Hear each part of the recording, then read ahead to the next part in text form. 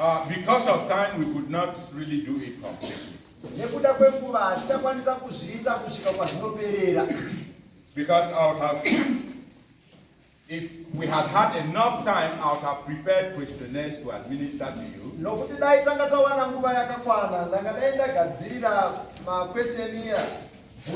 Made up of a series of 30 questions. So that you answer based on how you would do or how you would do certain things. So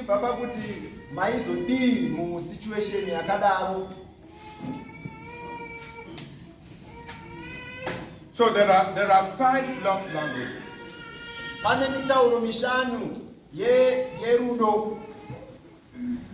That help us foster healthy and meaningful relationships.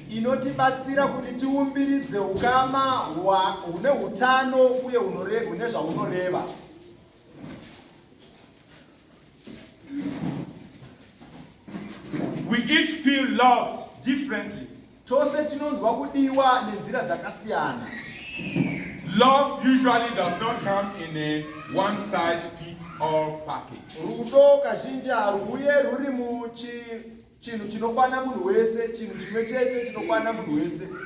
And unhappiness in a relationship may just be because we speak different love languages.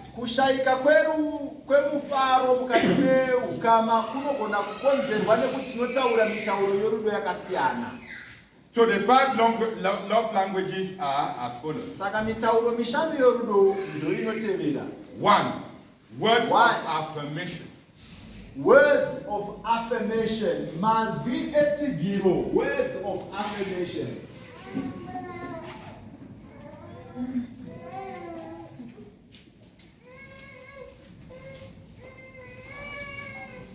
Number 2, quality time. I'll come back to describe what they mean. Number 2, quality time.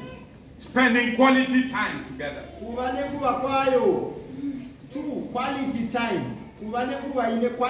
Number 3, receiving or making gifts. Number 3, kugamuchira kana kupa zvipo. Number 4, acts of service. Number 4, mabasa eushumiri. And number 5, physical touch. Number 5, kugumwa.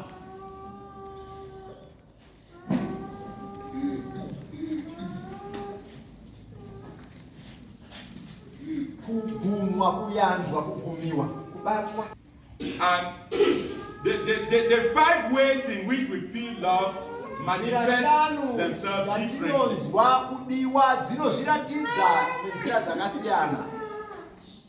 Words of affirmations consist of appreciations and compliments.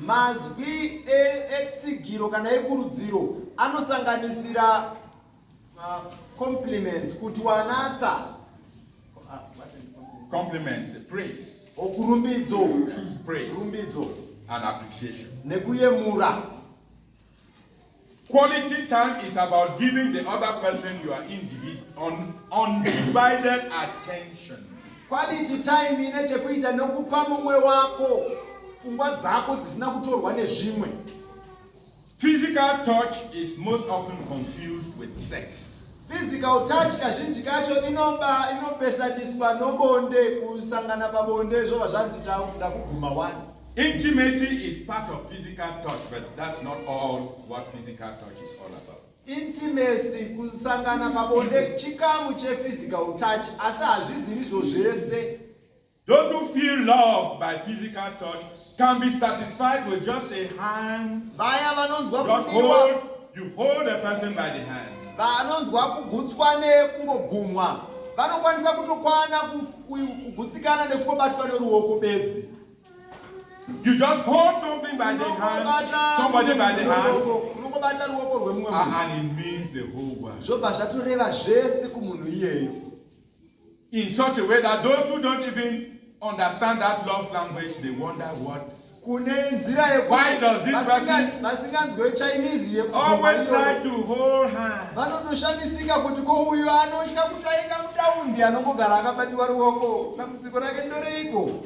And we are talking about non-sexual hand-holding or touch.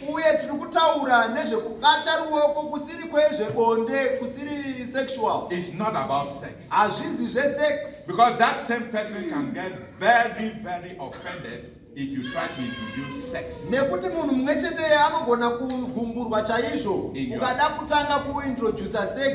in your physical touch. Because that's not what they are interested in.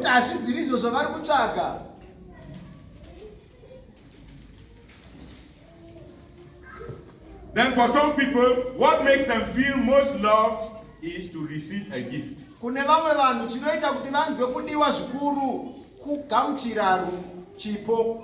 For others, when they make a gift, when they give away a gift, that is their way of showing love.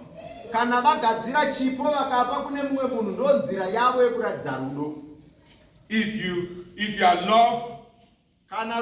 your loved one speaks the language of acts of service,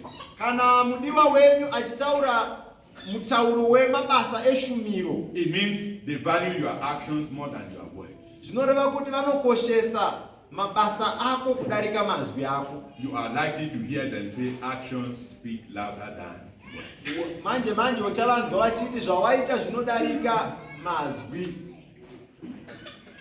So let's look at those who have the words of affirmation as their language.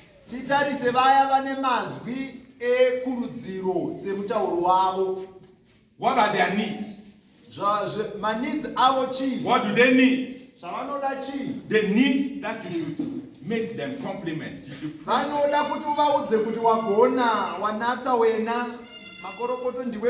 You should affirm them. They need affirmation. They need kind words. They need encouragement. They need appreciation. They need a listening ear. What they don't need is for you to assume that they know how much you love them. You should say it rather than just assuming that they know that you love them.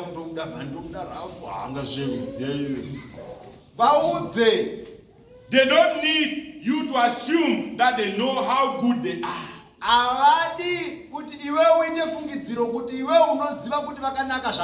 You should say it.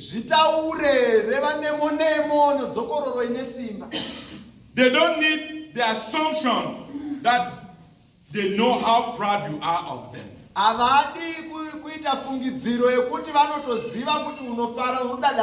You should say it. They don't need non-constructive criticism. Don't just criticize them carelessly in a way that will bring discouragement. They don't need emotionally harsh words.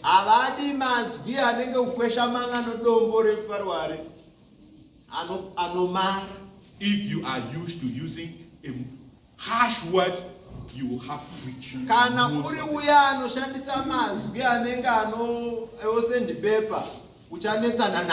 With somebody who understands the language of words of affirmation.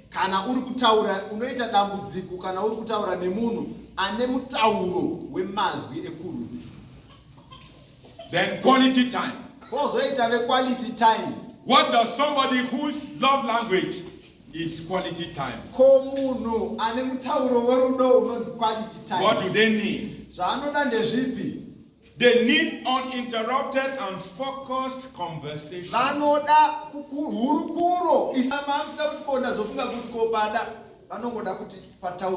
They need one-on-one time. One-on-one. They need time together. Vanoda nguva muri mese. Even if it is just running errands, Nyangwe kuri kungonzi ndokuperekedza ikoko the fact that you are doing it together. Kana muri mese imomo handei tese muri kutisirei. They need face-to-face conversation. Vanoda kutaura, don't look down, look at me. Vanoda kutaura takatarisana. They need your whole attention. Vanoda pfungwa dzako dzese. I've seen some women slap a man Ndakaona vamwe varume vakakwizwa bhati. while they are sitting together, and then another woman passes, and then their attention is drawn away from kunongedzera musikana nomhuno. Obva adzorwa uso nembama.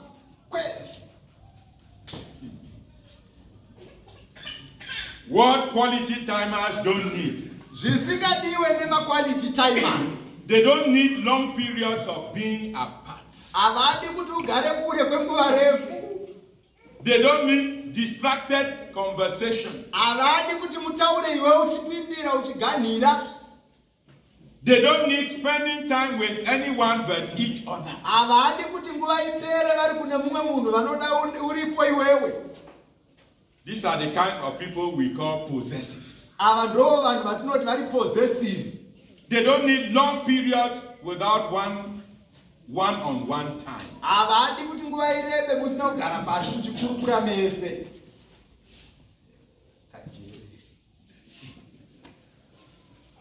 Amen. Amen. Those whose love language is physical touch, Kozoita vana ndigume vandidava. what they need. Zvavanoda.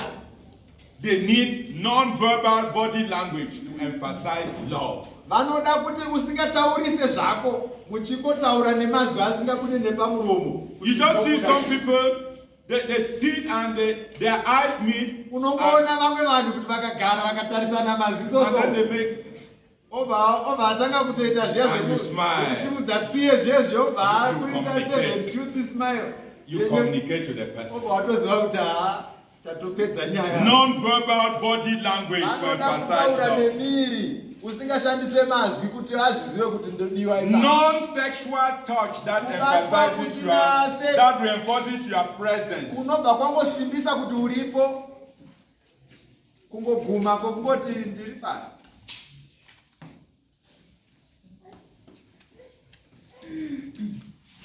Non-sexual, we are emphasizing non-sexual. non-sexual. Iri non-sexual. The intention is not sexual. Chinangwa hachisi It's not to stimulate, not to seduce. Chinangwa hachisi kuti udenhe kana kuti ukwichidzire bonde. You are speaking the language Uri kutaura mutauro that person understands. unonzwisiswa nemunhu iyeyo.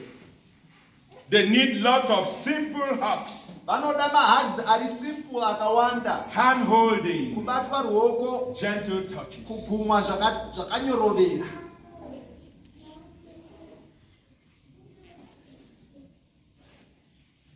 What they don't need, Zvavasingade.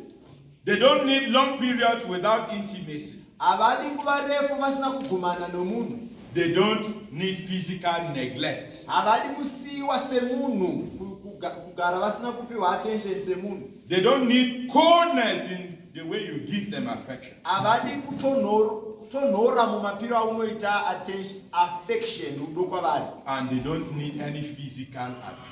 Uye havadi kuabhuzwa panyama yavo. That's people with physical touch. Ava ndevanhu That's love vanonzwa language. mutauro worudo unonzi physical touch. Then those whose love language is receiving gifts. Kozoita vaya vokuti mutauro worudo kwavari kutambidzwa chipo. What they need. Zvavanoda. Thoughtfulness. Kufungisisa. The fact that you think about them. Nauye kuti unofunga nezvavo. Think about me by Unofunga stopping nezvangu. and buying something to give me. Kuti wamira ukatenga chimwe chinhu chekuti undipe. They need you to make them your priority.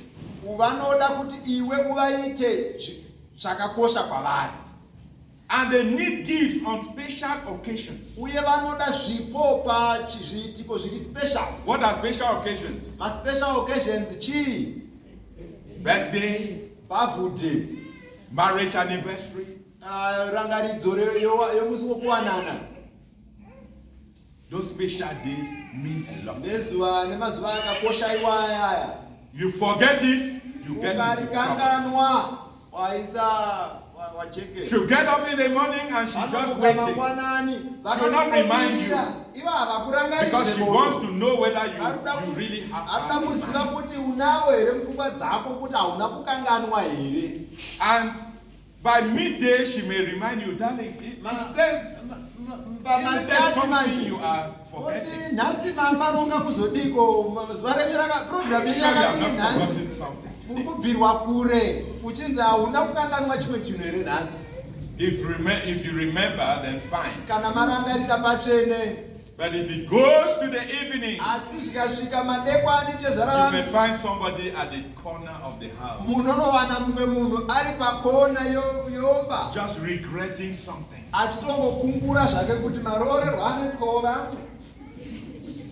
And then you come and say, darling, what's the matter? You are the matter. You are the matter. How could you forget? How could you forget? And she just knows that you don't have in your mind. So what they don't need, forgetting special occasions, or just being dutifully and unenthusiastic in your making of it.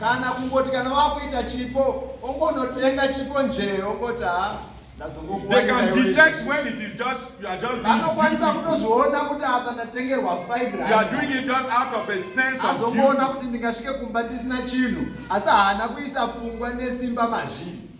And they don't need materialism. It's not buying them a car or a plane. Giving gifts is not about the most expensive things. A flower picked from a rose bush can mean everything in the world to someone who receives love through gifts. Then acts of service. What do those whose love language is acts of service? What do they need? They need you to assist them in the daily chores.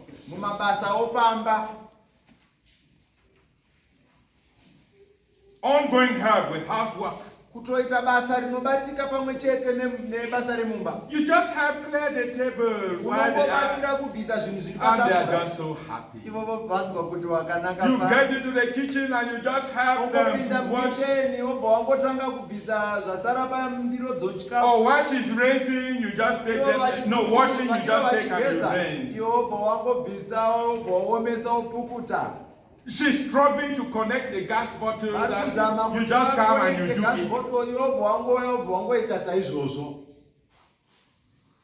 They need helpful partners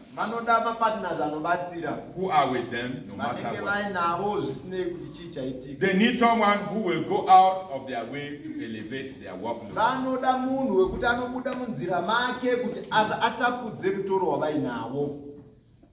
What they don't need, lack of follow through. Someone who does not observe them.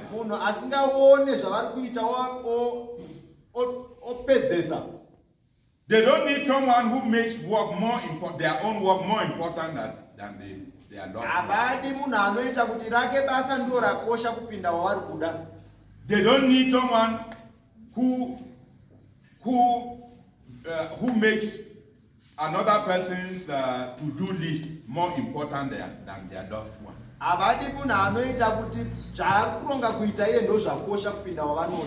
And they don't need someone who ignores their request to come and assist.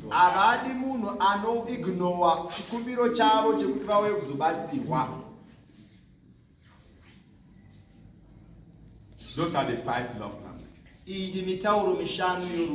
How can we apply them? tomasevenzesa sei?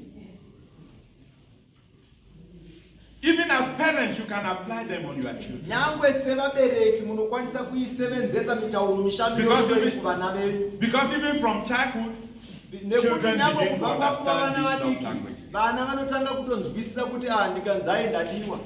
They will help you discover and learn to speak your child's love language. Zvichakubatsirai kuti muzive uye mukwanise kutaura mutauro worudo wavana venyu. Observe their behavior. Ongororai maitiro avanoita. Notice what they request of you most often. Ongororai zvavanozikumbira kubva kwamuri nguva zhinji. Observe them as they play with other children. Vatarisisei pavanotamba nevamwe vana. It's useless to say, why are you behaving like your friends are not behaving like that? Why are you like that?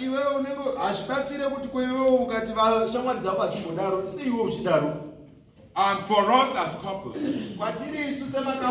it helps you to understand each other's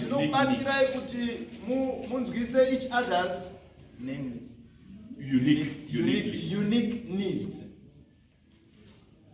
What is it that can communicate your love to your spouse?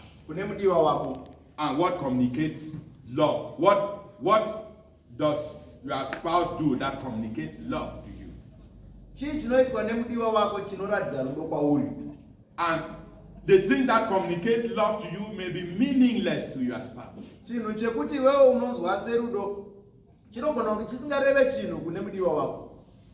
And for you as an individual, it helps you to know the profound satisfaction and joy of being able to express your love. And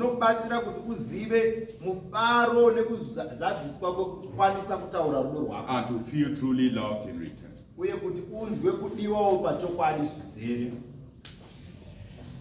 Those are the love languages.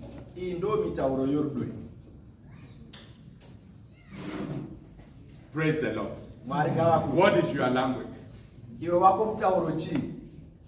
Who knows their love language? Although describing like this, the questionnaire would have helped you understand what is your love language.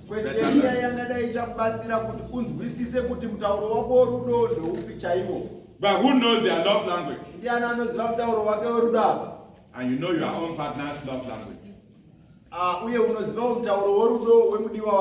And you have learned to speak their language. Who wants to share something?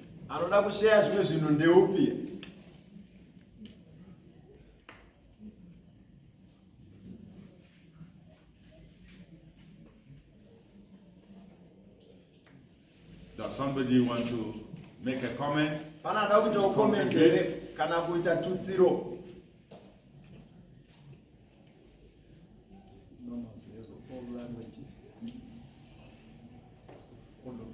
You can be a maximum of being bilingual. You cannot speak all of these languages.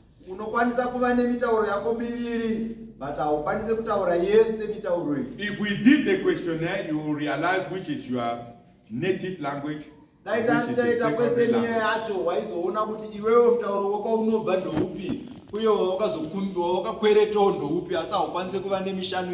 You can be only bilingual. You cannot be trilingual or you speak all of these four languages.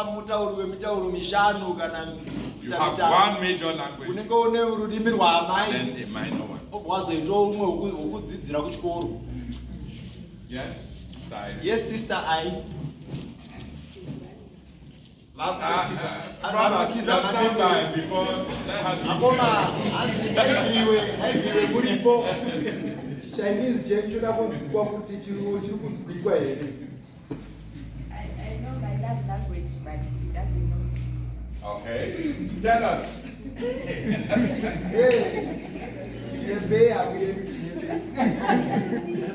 Mine is physical touch. That's her love language. Physical touch. That's her love language. So you should know how to speak and communicate.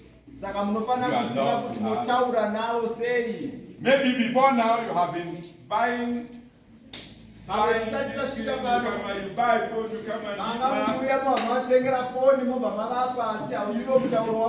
you wonder why the thing did not start. Now you know. Because no matter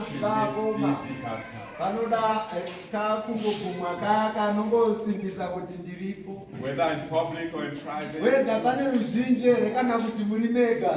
And then you come there and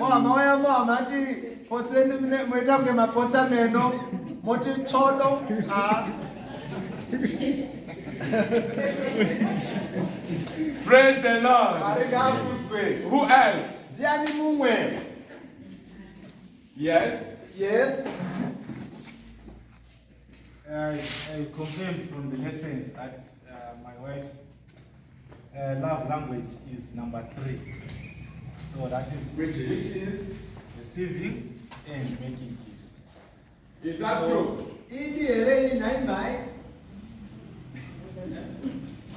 Is that true?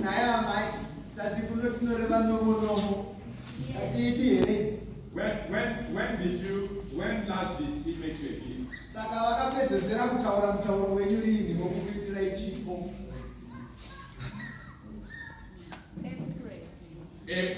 April.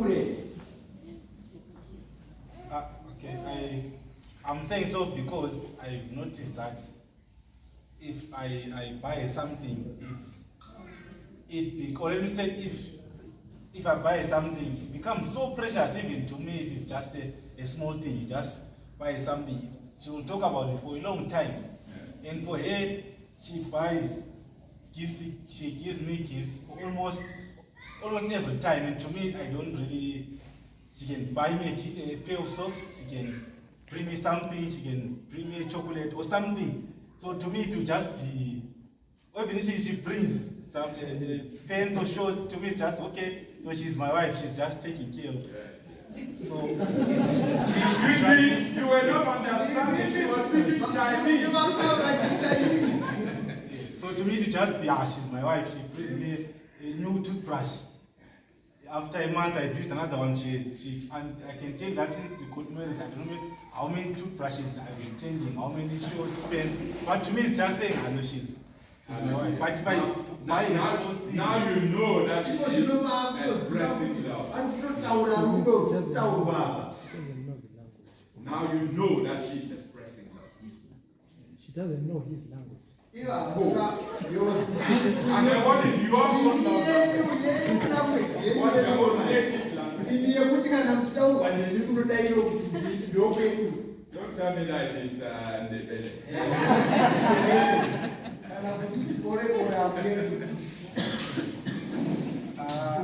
I don't know. I don't know it. You know, the South African airports were making an advert. South African airports, they advert. Somebody came to check in for his flight. Then he felt that he was so important that he could bypass the queue and just come and go to the reception and be attended to. So when he arrived at the reception, they asked him to go and wait. Say, do you know who I am? And then the lady took the microphone and the thing went wild in the end. But there's somebody here who does not know who he is. So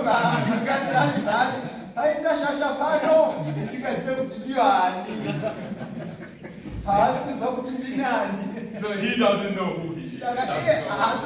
His language.